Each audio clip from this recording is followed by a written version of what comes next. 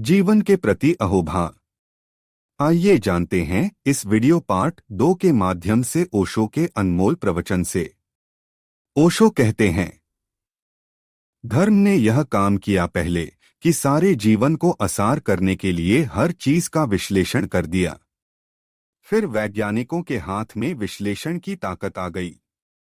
उन्होंने सब चीजों का विश्लेषण करके धर्म को भी असार कर दिया। और अब आदमी खड़ा रह गया है।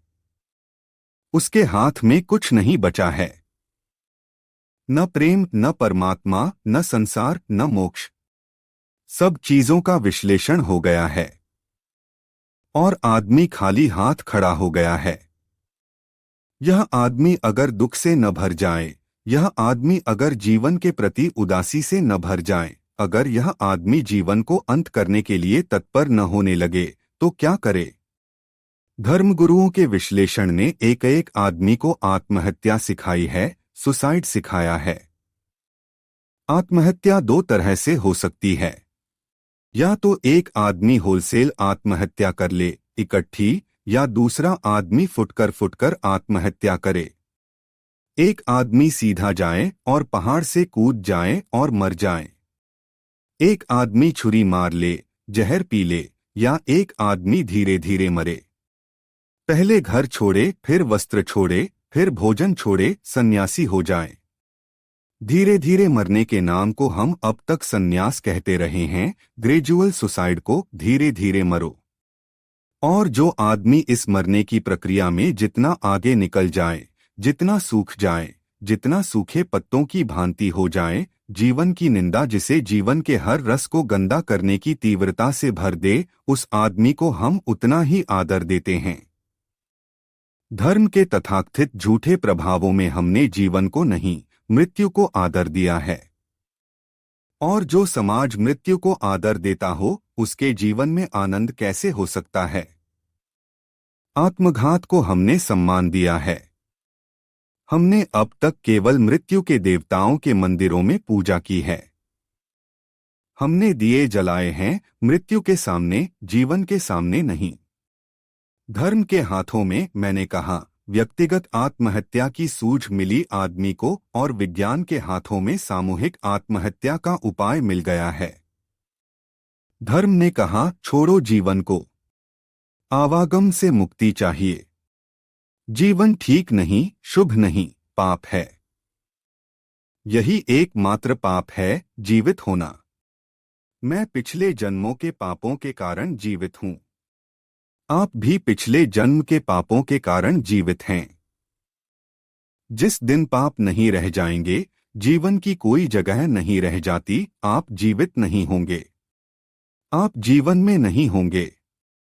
जो लोग पाप से मुक्त हो जाते हैं, वे जीवन से भी मुक्त हो जाते हैं। जीवन और पाप पर्यायवाची हैं, एक ही अर्थ रखते हैं। जीवित होने और पापी होने का एक ही मतलब है। क्योंकि जो पाप से मुक्त हो जाते हैं, वे जीवन से भी मुक्त हो जाते हैं। तो जीवन है पाप। फिर क्या करें हम? जीवन से हटें, जीवन को छोड़ें, जीवन से मुक्त हों, आवागम से बाहर जाने की कोशिश करें।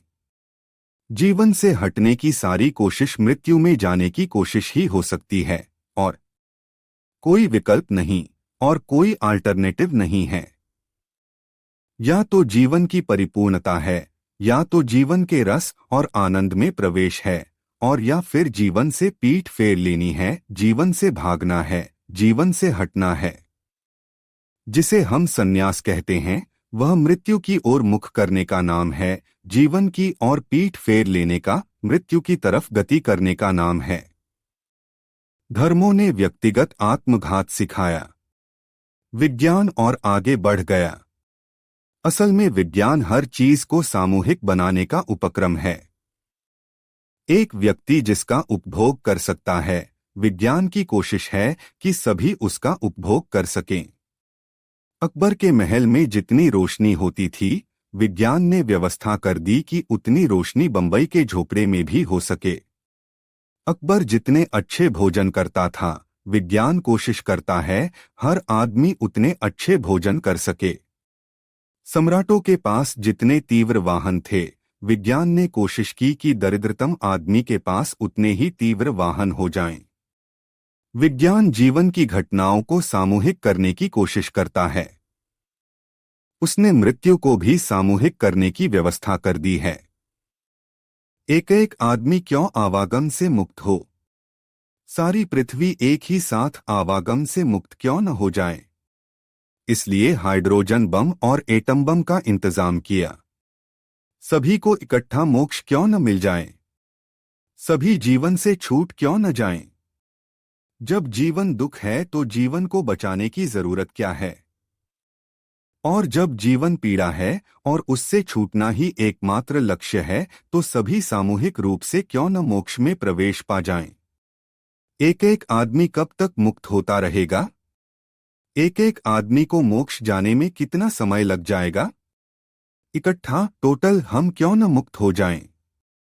तो विज्ञान ने मृत्यु को भी सामूहिक कलेक्टिव करने का उपाय कर दिया है। इन दोनों बातों में विरोध नहीं है। विश्लेषण मृत्यु पर ले ही जाता है। चाहे धार्मिक विश्लेषण हो, चाहे वैज्ञानिक विश्लेषण हो, एनालिसिस मौत पर ही ले जाती है, जीवन पर नहीं ले जाती। क्योंकि एनालिसिस का मतलब है तोड़ना, तोड़ना, खंड खंड करना। जो चीज तोड़ी जाती है मर जाती है। जिसे हम खंड खंड करते हैं वह नष्ट हो जाती है। जीवन का अर्थ है जोड़ना, जोड़ना, अखंड करना। मृत्यु का अर्थ है तोड़ना। आप मरते हैं तो होता क्या है? आपके भीतर जो चीज सिंथेटिक थी वह टूट जाती है अपने एलिमेंट्स में। आपके भीतर जो जीवन था वह खंड खंड में बंट जाता है। और क्या होता है? मृत्यु का और अर्थ क्या है? मृत्यु का अर्थ है जो जुड़ा था वह बिखर गया, जो संयुक्त था वह वियुक्त हो गया, जो साथ साथ था वह अलग अलग हो गया। जीवन की प्रक्रिया है अखंडता में, इंटीग्रेशन में, सिंथेसिस में। और मृत्यु की प्रक्रिया है खंड खंड होने में, विश्लिष्ट होने में, टूट जाने में। जो भी विश्लेषण का मार्ग पकड़ेगा, चाहे धर्म चाहे विज्ञान, अंत में मृत्यु हाथ में आएगी। धार्मिकों ने भी एक तरह की मृत्यु हाथ में ला दी थी, विज्ञान ने दूसरी तरह की मृत्यु हाथ में ला दी है। लेकिन जीवन अब तक हाथ में नहीं आ सका। न तो जीवन का धर्म पैदा हुआ है और न जीवन का विज्ञान पैदा हुआ है। जोड़ने का, इकट्ठेपन का, समग्रता का, होलनेस का अब तक कोई भाव जीवन पर नहीं प्रकट हो सका। इसलिए हम दुख में जीते हैं, इसलिए हम पीड़ा में जीते हैं, इसलिए हम अंधकार में जीते हैं। इसलिए जीवन से हमारा कोई संपर्क नहीं हो पाता है। न हम आनंद को जान पाते हैं, न आलोक को। हम कुछ भी नहीं जान पाते हैं। हम बिना जाने जीते हैं और बिना जाने मर जाते हैं। पहली बात आपसे कहना चाहता हूं, जीवन के मंदिर बनाने वाले बनना, पत्थर तोड़ने वाले नहीं, रोटी रोजी कमाने वाले नहीं। अपमानजनक है ये बातें कि कोई आदमी सिर्फ रोटी रोजी कमाता है या पत्थर तोड़ता है। उसे पता ही नहीं उस आनंद का, उस गीत का जो परमात्मा के मंदिर को बनाने में उपलब्ध होता है। जो किसी क्रिएटिविटी में, जो किसी सृजन में उपलब्ध होता है, जो खुद के जीवन को रोज रोज बनाने में उपलब्ध होता है, उसे पता ही नहीं उस ग्रेटर सिंथेसिस की तरह, उस बड़े समन्वय की तरह, जहां भीतर का जीवन और नए नए जोड़ को उपलब्ध होता है। रोज नए शिखर छूता है, रोज नई ऊंचाइयां छूता है, उसे पता ही नहीं। भगवान कहीं बना बनाया रेडीमेड नहीं बैठा है कि आप पहुंच गए और मुलाकात हो गई। भगवान क्रिएट करना होता है अपने भीतर। भगवान को जानना और पहुंचना निरंतर सतत सृजन से गुजरने का नाम है, कांस्टेंट क्रिएटिविटी से गुजरने का नाम है। जो अपने जीवन को नए नए संयोगों में जोड़ता है, श्रेष्ठतर संयोगों में जोड़ता है, जोड़ता चला जाता है, जोड़ता चला जाता है, उस अल्टीमेट यूनिटी तक जिसके आगे फिर कोई जोड़ नहीं रह जाता, कोई सिंथेसिस नहीं रह जाती, उस दिन वह जानता है कि परमात्मा क्या है। जैसे हम एक मंदिर बनाते हैं, नींव बहुत बड़ी भरनी पड़ती है। फिर हम ईंटें जोड़ते चले जाते हैं, फिर मंदिर ऊपर उठने लगता है और छोटा होने लगता है। शिखर पर पहुंचकर फिर बहुत ईंटें नहीं रह जाती, एक ही ईंट रह जाती है। छोटा होता चला जाता है शिखर, फिर अकेली ईंट रह जाती है ऊपर, फिर आगे उठने का कोई उपाय नहीं रह जाता। वहीं शिखर आ जाता है। जीवन के मंदिर में बड़ी विस्तृत भूमि होती है, बुनियाद में, आधार में। फिर जोड़ते चलते हैं हम, और छोटी इकाई और छोटी इकाई पैदा होती चली जाती है। जिस दिन जोड़ आखिरी हो जाता है, उस दिन जिसका अनुभव होता है वही आत्मा है। मनुष्य के भीतर जो श्रेष्ठतम एकता पैदा होती है, जो महानतम यूनिटी पैदा होती है, जो बड़े से बड़ा समन्वय पैदा होता है, वही जीवन के देवता का अनुभव है। लेकिन हम तो जीवन को तोड़ते हैं। हम तो एक मंदिर में जाकर कह सकते हैं, क्या है यहाँ? कुछ ईंटें लगा दी हैं और जोड़ हो गया, और क्या है? मेरे कपड़े को हम कह सकते हैं कि क्या है इस कपड़े में? कुछ भी तो नहीं है, कुछ धागे आड़े और सीधे डाल दिए हैं, और कुछ तो नहीं है। कपड़ा सिर्फ धागा नहीं है, क्योंकि धागे से कोई शरीर नहीं ढक सकता। कपड़ा धागों से कुछ ज्यादा है, क्योंकि धागे जो नहीं करते वह कपड़ा करता है। नहीं तो आदमी पागल था, धागे से काम चला लेता। कपड़े की क्या जरूरत थी? कपड़ा धागों की कोई यूनिटी है, कोई सिंथेसिस है, कोई समन्वय है, कोई जोड़ है। और उस जोड़ में कुछ नई उपयोगिता पैदा हो जाती है, कोई नया अर्थ पैदा हो जाता है। वह जो नया अर्थ है, उसकी तलाश, उसकी खोज ही धर्म है। लेकिन निषेध के धर्म यह नहीं कर पाए। उन्होंने मनुष्य को मरना सिखाया है, जीना नहीं। और जो आदमी जितनी कुशलता से मर सकता है, उसको उतना सम्मान दिया। जो आदमी मरने में बड़ा अग्रणीय हो सकता है, उसे शहीद कहा। यह शहीद है। लेकिन जो आदमी जीवन को जीता है कुशलता से, उसे आज तक कोई शहीद कहने वाला नहीं मिला। बदल देने चाहिए ये वैल्यूज, ये मूल्य बदल देने चाहिए। मरने वालों को शहीद कहने की क्या जरूरत है? लेकिन जो जीते हैं और जीवन को पूरे अर्थों में जीते हैं, वे ही शहीद हैं। मरना बहुत आसान है, जीना बहुत कठिन है। क्योंकि मरने में सिर्फ मरना पड़ता है और कुछ भी नहीं करना पड़ता है। जीने में बहुत कुछ करना पड़ता है। तोड़ना बहुत आसान है, क्योंकि सिर्फ तोड़ना पड़ता है। जोड़ना बहुत कठिन है, क्योंकि जोड़ने के लिए कला चाहिए। तोड़ने के लिए तो कोई भी तोड़ सकता है। एक मंदिर गिराना हो तो हम किन्हीं बड़े आर्किटेक्ट को खोजने नहीं जाते। गांव के कोई भी मजदूर काम दे देंगे। लेकिन एक मंदिर बनाना हो तो गांव के मजदूर काम नहीं देते। हमें किसी आर्किटेक्ट को खोजना पड़ता है, जो बनाना जानता हो, बनाने की कला जानता हो, जो जोड़ने की कला जानता हो।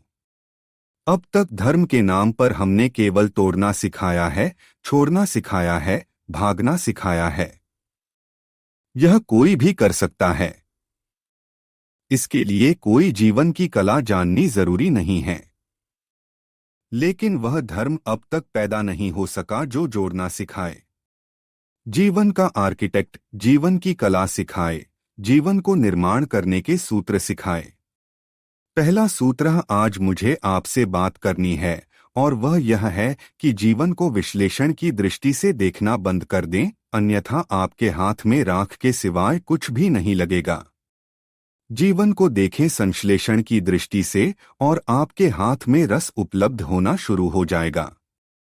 और सब कुछ निर्भर करता है कि आप कैसे देखते हैं। जीवन वही हो जाता है जो आपकी देखने की दृष्टि होती है। जापान से एक आदमी अफ्रीका के लिए यात्रा किया। उसी जहाज से एक अमरीकी भी यात्रा कर रहा था। वे दोनों अफ्रीका पहुंचे। वे दोनों एक ही जहाज से पहुंचे, एक ही समय पहुंचे, एक ही काम से पहुंचे। यह उन्हें पता नहीं था। वह जो अमरीकी युवक था वह भी एक बहुत बड़ी जूतों की कंपनी का बेचने वाला एजेंट था, सेल्समैन था। वह भी अफ्रीका गया था कि अपनी कंपनी के जूते वहां बिकने की व्यवस्था कर सके, और वह जापानी भी जापान की एक जूता बेचने वाली कंपनी का विक्रेता था। वह भी इसीलिए गया हुआ था। वे दोनों एक ही जहाज से अफ्रीका में उतरे। रास्तों से गुजरकर वे अपने होटल तक पहुंचे। एक ही होटल में ठहरे, एक ही रास्ते से गुजरे। उन्हीं लोगों को दोनों ने देखा। अमरीकी ने जाकर वहां से अमेरिका केबल किया, मैं लौटते जहाज से वापस आ रहा हूं। अफ्रीका में जूते नहीं बिक सकेंगे क्योंकि यहां कोई जूता पहनता ही नहीं है। सभी लोग नंगे पैर हैं। यहां हमारे लिए कोई सुविधा नहीं, यहां सब व्यर्थ है हमारा आना। मैं वापस लौट रहा हूं। जापानी ने भी उसी वक्त संदेश किया, जापान की 1,00,000 जूते की जोड़ियां फौरन भेज दें, यहां बिक्री की बहुत संभावना है। कोई भी जूता नहीं पहने हुए है। एक भी आदमी के पास जूते नहीं हैं। बहुत बड़ा बाजार है। फौरन 1,00,000 जोड़ी तो भेज ही दें क्योंकि एकदम से बिक्री शुरू हो जाएगी। अमरीकी वापस लौट गया क्योंकि कोई आदमी जहां जूता ही नहीं पहनता वहां जूता कौन खरीदेगा। जहां जूते पहनने का रिवाज ही नहीं वहां जूते का सवाल ही क्या उठाना है। इन दोनों की दृष्टियां भिन्न थीं। एक ने बाजार खोज लिया, एक ने बाजार खो दिया। जीवन के बाजार में हम सब उतरते हैं। कुछ लोग बाजार खो देते हैं, कुछ लोग बाजार को उपलब्ध कर लेते हैं। जो लोग विश्लेषण से देखते हैं उन्हें जीवन आसार दिखाई पड़ता है। वे फौरन केबल करते हैं, परमात्मा को आवागम से छुटकारा दिलाओ, हम वापस आना चाहते हैं, जीवन व्यर्थ है, यहां कोई सार नहीं। हे पतित पावन, हमें जल्दी वापस बुला लो, यहां हम नहीं रहना चाहते। लेकिन जो जीवन को संश्लेषण की दृष्टि से देखते हैं वे परमात्मा से कहते हैं, धन्यवाद है तुझे कि जीवन में हमें भेजने का मौका तूने दिया और इस योग्य समझा। जीवन में बड़ा आनंद है, जीवन में बड़े मौके हैं, जीवन एक बड़ी अपॉर्चुनिटी, एक बड़ा अवसर है। अनुग्रहित हैं हम तेरे कि तूने हमें इस योग्य समझा कि इस जीवन में भेजा। रविंद्रनाथ ने मरने के 2 दिन पहले एक गीत लिखा और उस गीत में कहा कि हे परमात्मा, मैं किन शब्दों में तुझे धन्यवाद दूं कि तूने मुझे जीने का मौका दिया। तेरा जीवन बहुत अद्भुत था, और अगर कुछ दुख भी इस जीवन में मुझे मिले होंगे तो वह मेरी भूल से मिले होंगे, तेरे जीवन के कारण नहीं। फिर से दोहराता हूं, रविंद्रनाथ ने गाया कि अगर तेरे जीवन से कुछ दुख भी मुझे मिले होंगे तो वह मेरी भूल से मुझे मिले, तेरे जीवन के कारण नहीं। तेरा जीवन तो बहुत धन्य था। और मेरी एक ही प्रार्थना है कि अगर तूने मुझे इस जीवन में देखकर अपात्र न समझ लिया हो तो बार बार मुझे जीवन के दर्शन का मौका देना, मैं बार बार लौट आना चाहता हूं। शायद अगली बार मैं आऊं तो मैं ज्यादा पात्र होकर आऊं। जो भूले मैंने आज की वे कल न करूं। जीवन तूने दिया, धन्यवाद। और आगे भी जीवन देना, इसकी प्रार्थना है। इस हृदय को मैं धार्मिक हृदय कहता हूं। इस हृदय को मैं जानने वाला हृदय कहता हूं। इस हृदय ने जीवन के मंदिर को बनाया और जाना, ऐसा मैं कहता हूं। जीवन का निषेध नहीं, लाइफ निगेशन नहीं, जीवन का स्वीकार, लाइफ अफर्मेशन पहला सूत्र है जीवन की क्रांति की दिशा में। जो लोग अपने जीवन को बदलना चाहते हैं पहले तो उन्हें जीवन से मित्रता साधनी होगी, शत्रुता नहीं। पहले तो उन्हें जीवन से आलिंगन लेना होगा, पीठ नहीं फेर लेनी होगी। पहले तो उन्हें जीवन के रस में विभोर होना होगा। लेकिन हम तो जीवन को देखते ही नहीं। सूरज उगता है, आपने कभी उसे धन्यवाद दिया है? और चल पड़े परमात्मा की खोज में, और चल पड़े आनंद की खोज में। सुबह आंख खुलती है और जीवन आपके भीतर करवट लेता है। कभी आपने धन्यवाद दिया जीवन को कि एक दिन और मिला मुझे, अनुग्रहित हुआ मैं? कृतज्ञता ज्ञापन की कभी? आकाश में चांद तारे होते हैं, मुफ्त बिना आपसे कुछ लिए रोज निकल आते हैं। फूल बिना कुछ आपसे मांगे रोज खिल जाते हैं। श्वास बिना किसी चीज के व्यय किए आपके भीतर आनंद की बहुत खबरें लाते हैं। लेकिन हम वे लोग हैं जो जीवन को देखते ही नहीं। न हवाओं में, न चांद तारों में, न सूरज में, न आदमी की आंखों में, न बच्चों की आंखों में, न स्त्रियों की आंखों में, न बूढ़ों की आंखों में। हम तो जीवन को देखते ही नहीं। हम तो ऐसे जीते हैं जैसे एक बोझ ढोते हों। हम तो ऐसे जीते हैं जैसे एक सजा काटते हों। मैं कारागृह में गया था एक बार। वहां मैंने लोगों से पूछा, कैसे जी रहे हो? उन्होंने कहा, जीने का कोई सवाल नहीं, हम केवल सजा काट रहे हैं। मैंने कहा, अगर तुम ही सजा काटते होते तो भी ठीक था। मैं बाहर की बड़ी जेल से आ रहा हूं, वहां भी लोग सजा ही काट रहे हैं। वहां भी कोई जी नहीं रहा है, क्योंकि जीने के प्राथमिक सूत्रों का ही कोई बोध नहीं। पहला सूत्र है जीवन के प्रति अहोभाव, ग्रेटिट्यूड। जीवन के प्रति अनुग्रह का भाव। और जिस दिन आप अनुग्रह से देखेंगे, उसी दिन वे द्वार खुल जाएंगे जो बंद रहे हैं अब तक। और आप हैरान हो जाएंगे, यह भी मौजूद था जो मैंने कल तक देखा नहीं, और मैं क्या देख रहा था। दो कैदी एक कारागृह में बंद थे। वे दोनों कारागृह के सींखचे पकड़े हुए खड़े थे। सींखचों के सामने ही एक गंदा डबरा था, जिसमें तरह तरह के कीड़े मकोड़े पल रहे थे और जिससे बेहद बदबू उठ रही थी। एक कैदी उस डबरे को देखे जा रहा था और गालियां दे रहा था कि कैद में रखा वह तो ठीक, लेकिन इस डबरे के पास। दूसरा कैदी भी उसके पास ही खड़ा था। उसकी आंखें आकाश की तरफ उठी थीं। आकाश में पूर्णिमा का चांद निकल आया था और उससे अमृत की वर्षा हो रही थी। और उस कैदी ने अपने बगल के पड़ोसी को हिलाया और कहा, पागल, लेकिन चांद भी है, तू चांद को देखता ही नहीं। किसने कहा कि तू डबरे को देख? डबरा है यह तो ठीक, लेकिन किसने कहा कि तू डबरे को देख? तू खुद ही चुनाव कर रहा है डबरे को देखने का, क्योंकि चांद भी मौजूद है। और पागल, जब मैंने चांद को देखा और चांद को देखकर जब मेरी आंखें डबरे पर गईं तो मैं हैरान हो गया।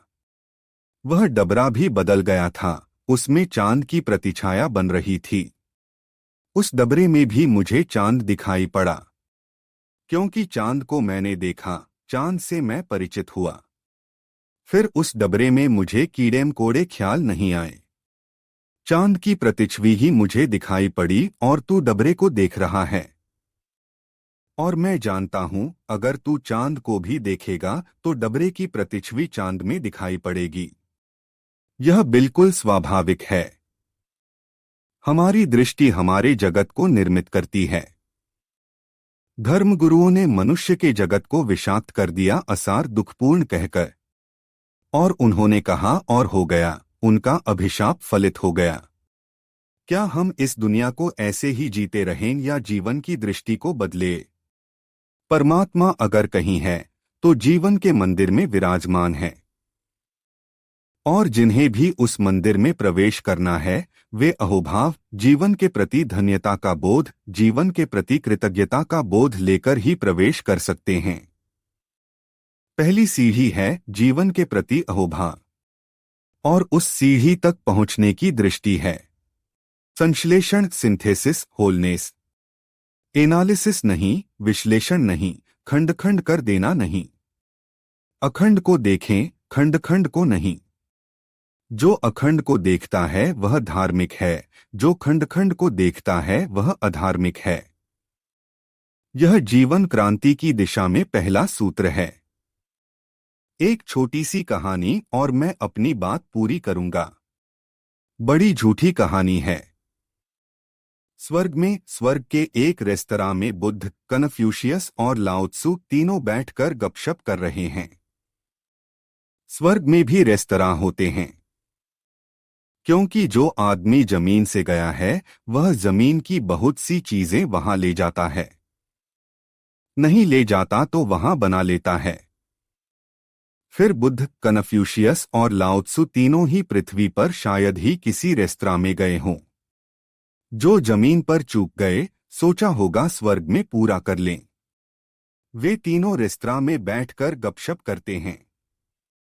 एक अप्सरा एक बहुत सुंदर सुराही में जीवन का रस लेकर आती है। बुद्ध यह देखते ही कि जीवन का रस है, आंख बंद कर लेते हैं और कहते हैं, बस जीवन दुख और असार है, हटो यहां से, अन्यथा मैं यहां से हट जाऊंगा। लेकिन कन्फ्यूशियस कहता है, थोड़ा सा चख कर देख लूं कैसा है, क्योंकि बिना चखे कुछ भी कहना उचित नहीं। एक घूंट देख लूं कैसा है, क्योंकि बिना घूंट लिए कोई निर्णय देना उचित नहीं, योग्य नहीं। छोटी सी प्याली में एक घूंट जीवन का रस लेकर वह चखता है और कहता है, नहीं, कोई सार नहीं है, कोई सार नहीं है। वह भी आंख बंद कर लेता है। लाओ त्सु कहता है कि पूरी सुराही मुझे दे दे, क्योंकि जब तक मैं पूरे को न चख लूं, कुछ भी कहना उचित नहीं। हो सकता है जो एक घूंट में न हो वह पूरे में हो सकता है जो खंड में न हो अखंड में हो। तो मैं पूरे ही जीवन को पी जाऊं, फिर कुछ कहूं। वह पूरी प्याली पी जाता है और नाचने लगता है और बुद्ध से कहता है, तुमने बिना चखे कहा कि कुछ भी नहीं है। और कन्फ्यूशियस, तुमने एक घूंट पिया और कहा व्यर्थ है। लेकिन जीवन तो उसकी पूर्णता में ही जाना जा सकता है। और मैं तुमसे कहता हूं, जो जीवन को नहीं जानता वही कहता है व्यर्थ है, वही कहता है असार है। और मैं जीवन को जानकर कहता हूं, सारभूत जो कुछ है सब जीवन में है। परमात्मा जीवन में है और मोक्ष भी। लेकिन पूरे जीवन को जो जानते हैं वे ही केवल इस सत्य को अनुभव कर पाते हैं। जीवन को उसकी पूर्णता में जान लेना ही प्रार्थना है, पूजा है। जीवन को उसकी पूर्णता में जान लेना ही संन्यास है, साधुता है। जीवन को उसकी पूर्णता में जान लेना ही मनुष्य का अंतिम और चरम लक्ष्य, अंतिम और चरम उद्देश्य है। धर्म उसका द्वार है, पहला सूत्र। मेरी बातों को इतने प्रेम और शांति से सुना, और ऐसी बातों को जिनके विरोध में हमेशा साधु और सन्यासी बोलते रहे हैं। आपकी बड़ी कृपा है। शांति और प्रेम से मेरी बातों को सुनने के लिए बहुत बहुत धन्यवाद। जो मैंने कहा वह शब्दों का जोड़ ही नहीं है, उसका विश्लेषण मत कर लेना, अन्यथा वह व्यर्थ हो जाएगा। जो मैंने कहा उसे पूरा का पूरा देखना। उसमें शब्दों से कुछ ज्यादा भी मैंने कहने की कोशिश की है, कोई इशारा किया है जो शब्दों के पार ले जाता है। काश वह दिखाई पड़ जाए तो परमात्मा का मंदिर दूर नहीं। यदि आपको यह वीडियो प्रेरणादायक लगी हो तो कृपया हमारे चैनल को सब्सक्राइब करें। हमें आपके विचारों का इंतजार रहेगा। धन्यवाद।